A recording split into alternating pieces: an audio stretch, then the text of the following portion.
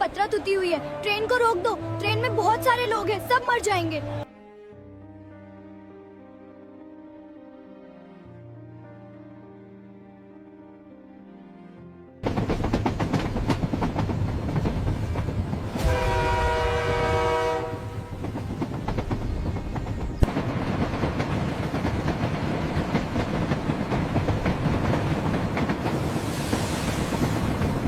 Train रोक दो साहब, आगे पटरी टूटी हुई है।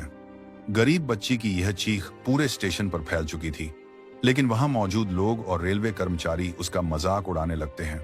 और फिर 20 मिनट बाद कुछ ऐसा होता है, सबके होश उड़ जाते हैं। जानने के लिए बस आप आखिर तक देखते रहिए। ठंडी हवा में थरथराती एक आवाज स्टेशन पर गूंजी। लोग पलटे और सबने देखा एक 15 साल की दुबली पतली गरीब लड़की, नंगे पैर, धूल से भरा शरीर, हांफती हुई दौड़ती आ रही थी। स्टेशन मास्टर केबिन के सामने खड़े रेलवे कर्मचारी झुंझुला गए। अबे चल हट, बच्चों का खेलने का टाइम है क्या? भाग जा यहां से। सुबह ही ट्रैक चेक किया था, कुछ नहीं टूटा है। लेकिन वह बच्ची रिया दोबारा चिल्लाई, झूठ नहीं बोल रही हूं साहब, पटरी 2 टुकड़ों में है, ट्रेन मत जाने देना प्लीज। लोग हंस रहे थे, कुछ ताने मार रहे थे, कुछ मोबाइल से वीडियो बना रहे थे, पर रिया की आंखों में ऐसा डर था जैसे मौत को अपनी आंखों से देख आई हो।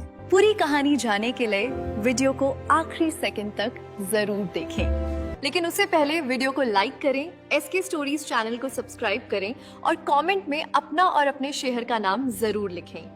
एक सुहावना दोपहर का समय था। सूरज पश्चिम की ओर झुक रहा था। हल्की धूल भरी हवा बह रही थी। एक छोटे से सीतापुर रेलवे स्टेशन पर सब कुछ सामान्य था। ट्रेनें अपने समय पर आती थी, जाती थी, यात्री चढ़ते थे, उतरते थे। स्टेशन मास्टर अपनी कुर्सी पर बैठे थे। T.C स्टाफ की पर्ची भरते हुए कर्मचारी अपने अपने काम में मग्न थे। कोई ट्रैक की मरम्मत कर रहा था, कोई सामान ढो रहा था। यह स्टेशन दिन भर की भीड़ और शोरगुल से भरा रहता था। लेकिन स्टेशन के पीछे एक छोटी सी झोपड़पट्टी थी, जहां टूटी फूटी झोपड़ियां एक दूसरे से सटी हुई थी। वहां वे गरीब परिवार रहते थे, जिनके बच्चे स्कूल नहीं जा पाते, दिन भर भीख मांगते या कचरा बीनते। ये बच्चे सड़कों पर पले बढ़ते थे। कोई माता पिता नहीं, कोई भरोसा नहीं, कोई सपना नहीं, बस रोजमर्रा की जिंदगी, बस जिंदा रहना। इसी झोपड़पट्टी में रहती थी 15 साल की एक बच्ची रिया। नाम तो बहुत खूबसूरत था, लेकिन उसकी जिंदगी में रिया जैसी कोई खुशी नहीं थी। मां की मृत्यु हो गई थी कुछ साल पहले किसी बीमारी से। बाप तो अभी जिंदा था, लेकिन जी नहीं रहा था। शराब की लत में डूबा था। हर रोज शराब, हर रोज गालियां, हर रोज मार। रिया ने अपने आप को बचपन ही में बड़ा होना सीख लिया था। उसकी 3 सहेलियां थी, पूजा, नेहा और स्नेहा। सब गरीब थी, सब लगभग अनाथ, लेकिन उनमें एक खूबसूरत बात थी, आपस में एक दूसरे के लिए प्यार और समर्पण। जब रिया के पास खाना नहीं होता तो पूजा अपना खाना बांट देती। जब किसी को सर्दी में बुखार आता तो सब एक दूसरे को गर्म रखते। वे दिन भर झुग्गियों के आसपास घूमते, कभी स्टेशन पर यात्रियों से भीख मांगते, कभी सामान ढोने का काम करते। उसी दिन दोपहर करीब 3:00 बजे चारों सहेलियां स्टेशन के पीछे ट्रेन ट्रैक के पास खेल रही थी। उस जगह गहरा जंगल था, पेड़, झाड़ियां, जानवर। यह जगह बहुत खतरनाक थी, लेकिन किसी को परवाह नहीं थी। यहाँ कोई वयस्क नहीं आता, कोई निरीक्षक नहीं आता। यह बच्चियां अपनी दुनिया की असली मालिक थी। स्नेहा अपनी पुरानी गेंद लेकर आई थी, एक फटी हुई गेंद जिसे उसने किसी कूड़ेदान से निकाला था। सब खेलने लगी, ड्राइव, बल्लेबाजी, दौड़ना, सब कुछ ट्रैक के पास ही। यह उनके लिए स्वर्ग था, आजादी की जगह। फिर एक जोर का शॉट लगा, गेंद सीधे ट्रैक पर चली गई, झाड़ियों के बीच में गायब हो गई। स्नेहा तुरंत दौड़ी, उसे गेंद ढूंढनी थी। वह सब कुछ भूल गई। जब वह पटरी के पास पहुंची तो उसके पैरों के नीचे की मिट्टी जरा अलग लगी। मिट्टी हल्की थी, बिखरी हुई, ढीली, बिल्कुल ऐसी जैसे किसी ने हाल ही में खोदी हो और फिर से बंद की हो। स्नेहा के दिल में अजीब सी घबराहट हुई। उसने मिट्टी हटानी शुरू की। जब उसने अंदर देखा तो उसका चेहरा सफेद पड़ गया। ट्रेन की पटरी बीच से पूरी तरह उखड़ी हुई थी। यह दृश्य किसी फिल्म से निकला हुआ लगता था। नट बोल्ट बाहर पड़े थे, धूल में दबे हुए। स्टील की पटरी 2 अलग अलग टुकड़ों में थी, एक हिस्सा यहाँ, दूसरा हिस्सा आगे, 1 फुट दूरी पर, बिल्कुल वैसे जैसे किसी ने जानबूझकर तोड़ दिया हो। शायद भारी बारिश और भूस्खलन की वजह से, या कोई दुर्घटना। स्नेहा ने चिल्लाकर दूसरों को बुलाया। सब दौड़ी। रिया पास पहुंची। यह क्या है? पूजा ने डर से पूछा। नेहा भी आकर देखने लगी। रिया को पता था इसका क्या मायने हैं।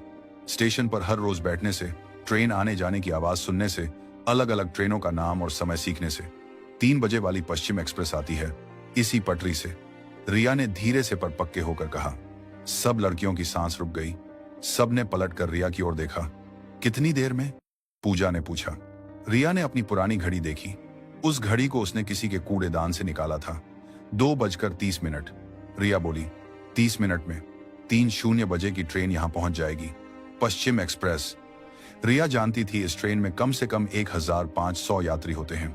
महिलाएं, बच्चे, बूढ़े, नवजात शिशु, सब। और इस टूटी हुई पटरी पर अगर ट्रेन आई तो वह पलट जाएगी, सब मर जाएंगे। रिया के छोटे दिमाग में यह गणित एक बार में ही साफ हो गया। उसने 1 सेकंड नहीं लगाया। न सोचा कि कौन सुनेगा, न सोचा कि उसे कौन मानेगा, न सोचा कि लोग हंसेंगे, न ही डरी। बस भागी। नंगे पैरों से धूल उड़ाते हुए, जोर जोर से सांस लेते हुए, पत्थरों पर पैरों को छीलते हुए रिया दौड़ी स्टेशन की ओर, मुख्य गेट की ओर। उसके पैरों से खून बह रहा था, पत्थर और कांच की चीजों से, पर उसे दर्द का कोई एहसास नहीं था। सिर्फ एक ही चीज थी उसके दिमाग में, किसी को सचेत करना, किसी को कहीं भी, जल्दी से जल्दी। स्टेशन पर पहुंचते ही वह चिल्लाई। सब अपने काम छोड़कर पलटे। ट्रेन रोक दो, ट्रेन रोक दो, आगे पटरी टूटी है, किसी को मरने मत दो, प्लीज कोई सुनो। सब लोगों ने उसकी ओर देखा। एक गंदी गरीब बच्ची, खून से लथपथ, हांफती हुई, डर से कांपती हुई। स्टेशन के कर्मचारी की पहली प्रतिक्रिया हंसी थी, एक कड़वी अपमानजनक हंसी। अबे चल हट यहां से, यह कोई नाटक घर है क्या? बच्चों का खेलने का टाइम है क्या? सुबह ही ट्रैक चेक किया था, कुछ नहीं टूटा है। शायद कोई सपना देख आई है, या शायद उसके बाप ने फिर से पीटा है। लोग हंस रहे थे, उसके खून पर हंस रहे थे, उसके डर पर हंस रहे थे, उसकी बहादुरी पर हंस रहे थे, क्योंकि वह गरीब थी, क्योंकि उसके कपड़े फटे थे, क्योंकि उसके पैर नंगे थे, क्योंकि वह झोपड़पट्टी में रहती थी। रिया की आंखें भर आईं, पर वह हार नहीं मानी। झूठ नहीं बोल रही हूं साहब, मैंने देखा है, पटरी 2 टुकड़ों में बंटी है, नट बोल्ट सब बाहर हैं, प्लीज मत जाने दो ट्रेन को। पर कोई नहीं सुन रहा था। कुछ लोग मोबाइल से उसका वीडियो बना रहे थे, कोई नहीं। तभी भीड़ को चीरते हुए एक आवाज आई, रुको, इस बच्ची की बात सुनो। सब पलटे। एक 50 साल का आदमी, सफेद दाढ़ी, सफेद हेलमेट, कड़ी नजर, सख्त चेहरा। यह था विक्रम राठौर, रेलवे सीनियर अफसर। एक ऐसा आदमी जो पिछले 25 सालों से रेलवे में काम कर रहा था। सब कर्मचारी तुरंत सीधे हो गए। सर, अफसर ने सीधे रिया की ओर देखा। बच्ची की आंखों में, उन आंखों में सिर्फ सत्य था। बेटी, तुम क्या कह रही हो? कहां है यह सब? रिया के पैरों में अभी भी खून बह रहा था, उसके चेहरे पर पसीना और धूल थी। साहब, ट्रैक जंगल के पास पूरी तरह टूटा है, नट बोल्ट सब बाहर बिखरे हैं। मैं झूठ नहीं बोल रही, मैंने खुद देखा है। अफसर की नजर रिया की आंखों में रुकी रही। 25 सालों की नजर ने सच को पढ़ा, देखा, सच्चाई, भय, एक बच्ची का हजारों लोगों के लिए पवित्र भय। चलो अभी चलकर देखते हैं। अफसर ने बच्ची का हाथ पकड़ा।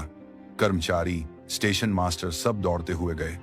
जब वह जगह पर पहुंचे तो रिया ने इशारा किया, यहां, यहीं पर। अफसर ने घुटनों के बल बैठकर मिट्टी हटाई। कर्मचारी भी झुके और फिर सब चुप, पूरी खामोशी। ट्रेन की पटरी बीच से टूटी थी, दोनों सिरे अलग अलग, 1 फुट की दूरी पर। सर, अगर ट्रेन गुजरती, एक कर्मचारी धीरे से बोला, तो पहिए इस खाली जगह में गिर जाते और पूरी ट्रेन पलट जाती। दूसरे कर्मचारी ने पूरा किया। अफसर के चेहरे पर एक गहरा घबराहट आया। 1500 से ज्यादा यात्री, हजारों जीवन। 10 मिनट। अफसर ने तुरंत वॉकी टॉकी निकाला।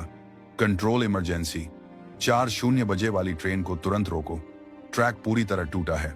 कंट्रोल रूम से जवाब, सर, ट्रेन सिर्फ 3 किलोमीटर दूर है। अफसर चिल्लाए, इमरजेंसी ब्रेक लगाओ, अभी। कंट्रोल रूम ने तुरंत ब्रेक लगा दिया। ट्रेन की पटरियां एक तीव्र भयानक आवाज निकालने लगी, धरती कांपने लगी और फिर ट्रेन रुक गई। 20 मीटर पहले हजारों जीवन बचे, एक 15 साल की गरीब बच्ची की वजह से। अफसर ने रिया को अपने सीने से लगा लिया। बेटी, तुमने आज हजारों लोगों की जानें बचाई हैं। अगले दिन सरकार ने रिया को राष्ट्रीय बहादुरी पुरस्कार दिया, उसे घर दिया, छात्रवृत्ति दी। दोस्तों, गरीब होना गुनाह नहीं, पर किसी की बात ना सुनना, उस पर हंसना यह गुनाह है। आज जो गरीब है कल वह आपकी जान बचा सकता है। साहस इंसानियत में होता है। और अगर कहानी पसंद आई हो तो वीडियो को लाइक करें, शेयर करें और हमारे चैनल SK स्टोरीज को सब्सक्राइब जरूर करें। मिलते हैं अगले वीडियो में। तब तक खुश रहिए, अपनों के साथ रहिए और रिश्तों की कीमत समझिए। जय हिंद, जय भारत।